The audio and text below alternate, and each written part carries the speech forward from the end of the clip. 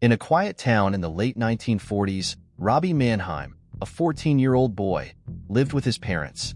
Their home was peaceful until strange events started happening.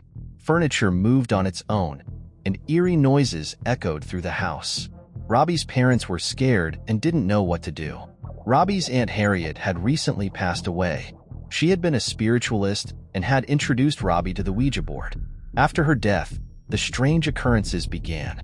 Objects flew across rooms, and Robbie started acting very differently. He would speak in strange voices and languages he didn't know. Desperate, Robbie's parents reached out to their Lutheran pastor, Luther Miles Schulz. Schulz, unable to help, suggested they contact a Catholic priest, believing it to be a case of demonic possession.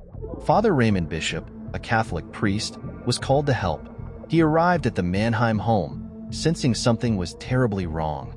Robbie's parents described how their son had changed and the terrifying events in their home. Father Bishop decided to observe Robbie and soon witnessed the bizarre occurrences himself. Realizing he needed assistance, Father Bishop called Father Walter Halloran, a younger priest, to help with an exorcism. They prepared for a battle against what they believed to be a powerful, malevolent force. The first attempt to exorcise Robbie took place at Georgetown University Hospital. Father Edward Hughes led the exorcism, but it ended abruptly when Robbie broke free from his restraints and injured the priest. The family, desperate and scared, decided to move to St. Louis, hoping for a solution. In St. Louis, they contacted Father William Bowdern. After hearing their story, Father Bowdern agreed to perform the exorcism, enlisting the help of Fathers Bishop and Halloran. They chose a secure location in the psychiatric wing of a hospital.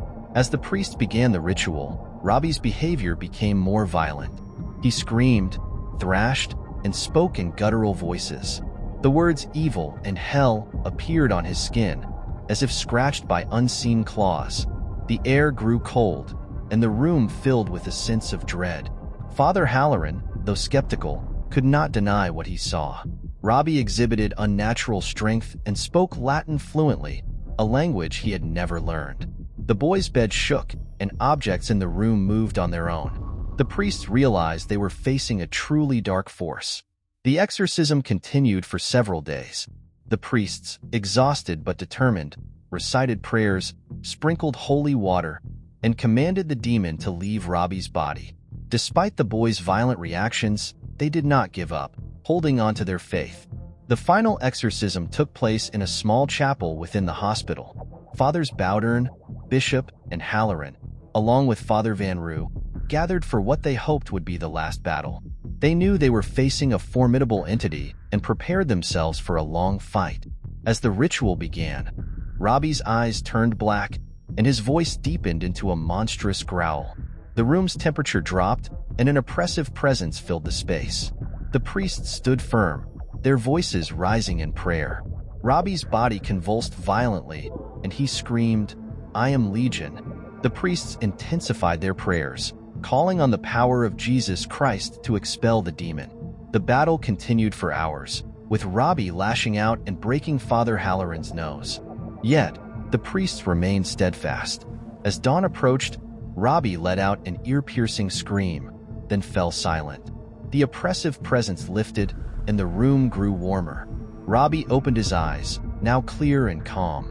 The demon was gone. Father Bowdern made the sign of the cross, declaring the exorcism a success. Robbie was free from the evil that had tormented him. His family rejoiced, grateful to the priests who had saved their son. Robbie went on to live a normal life, the horrors of his possession fading into the past. The priests returned to their duties, forever changed by the encounter. They had faced true evil and emerged victorious, their faith unshaken and stronger than ever.